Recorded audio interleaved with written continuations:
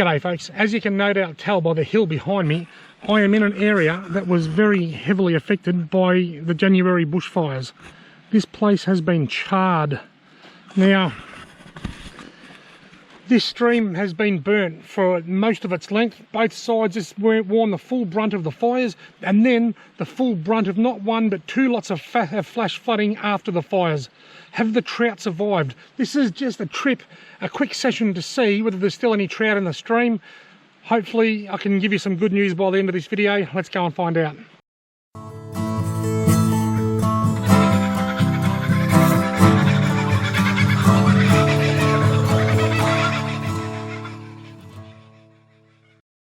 The first thing I've noticed is it's much harder for me to find somewhere to hide.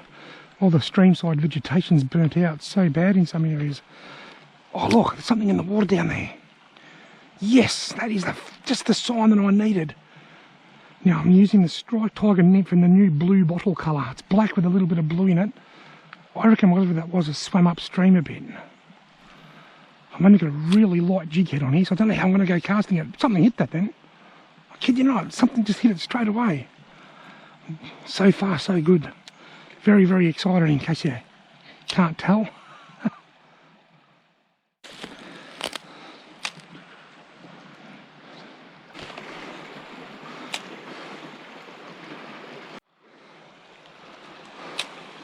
Come on, trouties. Come on, fishies.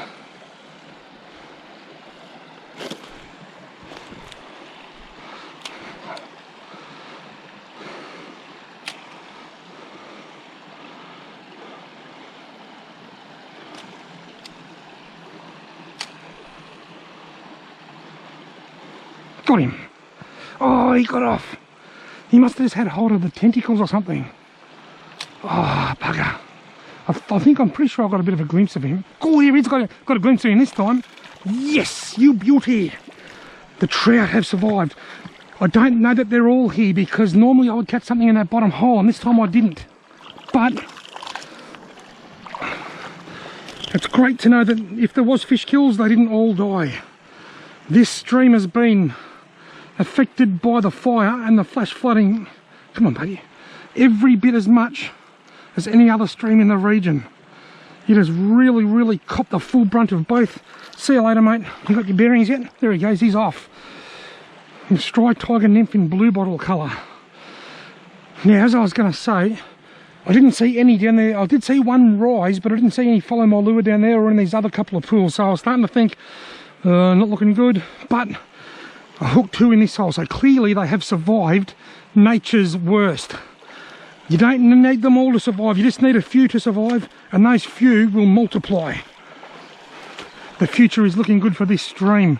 What we really need now is for this spring, this winter and spring, for as much regrowth back on the edges of the creek as possible, so that the trout have got somewhere to hide, and so that food, insects and bugs return to the stream when the vegetation's there and can fall into the water. Hopefully we get a nice wet winter and spring and some nice warm weather in spring to just really get the bush growing back quickly. Oh, got him! Oh, I missed him. Another one came out and followed it and hit it. They're here and they are feeding. This is the best news ever. Folks, I said in my intro that hopefully I can give you some good news. The good news is that trout are very, very resilient and not all have died in this particular waterway.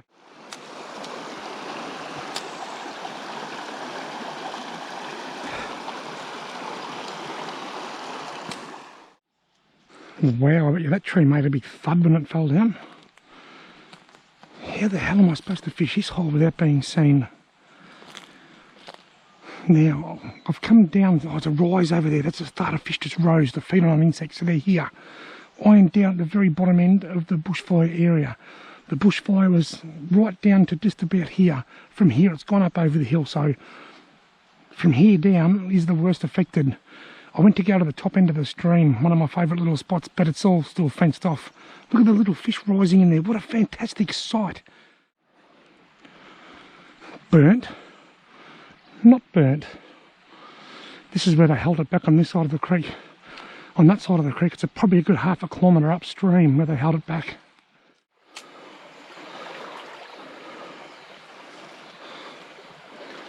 Oh, little one fired that. He was small. That doesn't matter though. Small fish can turn into big fish if they don't get eaten.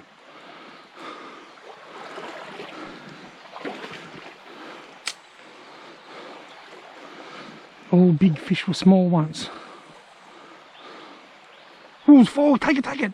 I didn't see him. All I saw was his mouth opening up. I reckon it might have been a brown trout. All I could see was a mouth opening, following the lure and opening. Maybe I was working a bit too fast.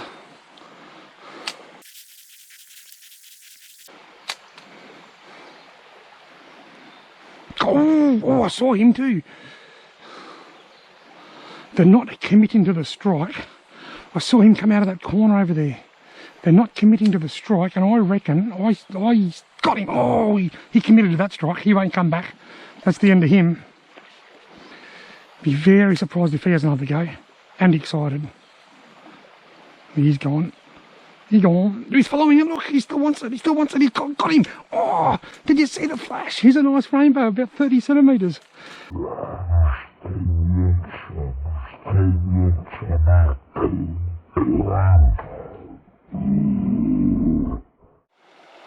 The water's nice and cool, which is good because obviously trout like cool water. It's not too warm. That's always a good sign. This tree's crawling with ants. Oh, it stinks too.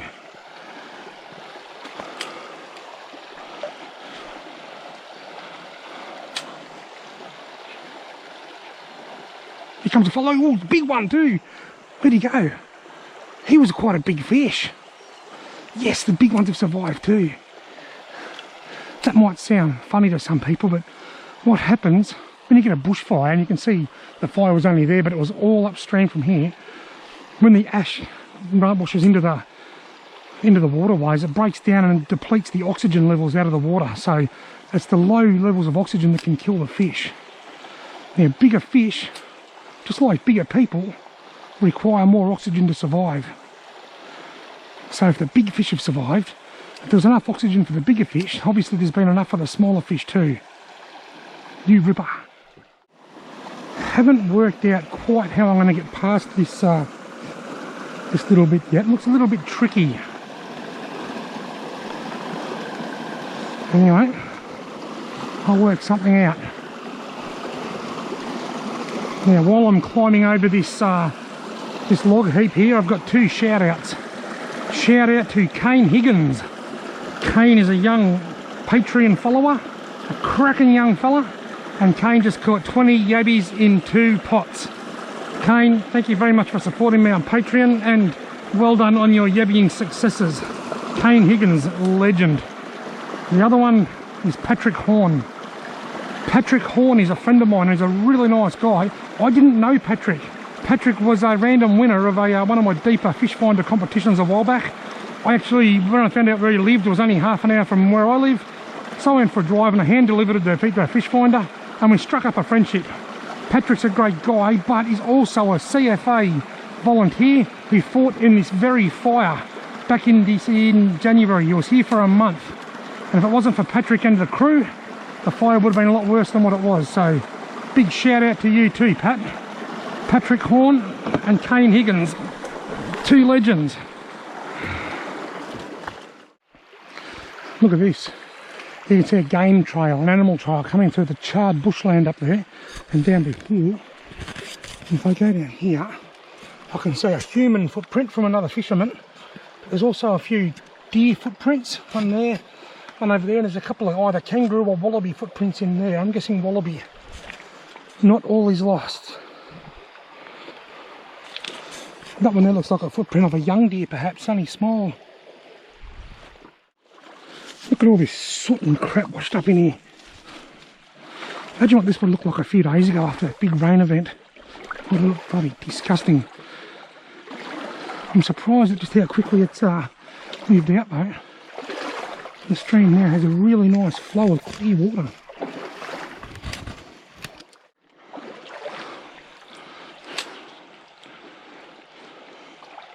Got him! Oh, you bugger! I done him. He hit it and he swam to the left and spat it. Bugger, bugger, bugger. Oh, it was a big swirl. He came back after it. Oh, got him, I got him this time. Ha, mate, I got you on the third go. All right. A lovely little rainbow, and I'm going to get a quick photo.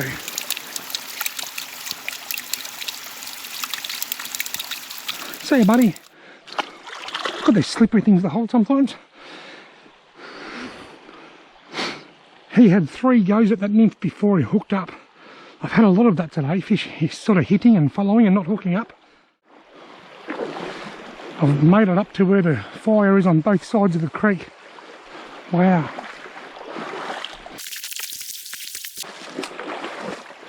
Oh, bugger, I've caught the tree. I've got to cut it off. My GoPro battery must be getting pretty low by now. If I hook a monster and you don't see me reel it in, that'll be why. Bugger, that tree.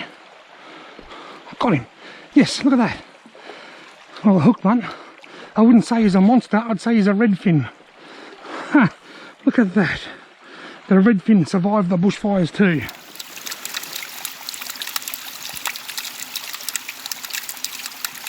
Rightio, Mr. Redfin. My favourite part when I'm redfin fishing. Beauty. So I've got 2 rainbows and a redfin and seen quite a few other trout. This stream is doing much better than I expected it would be after the fires.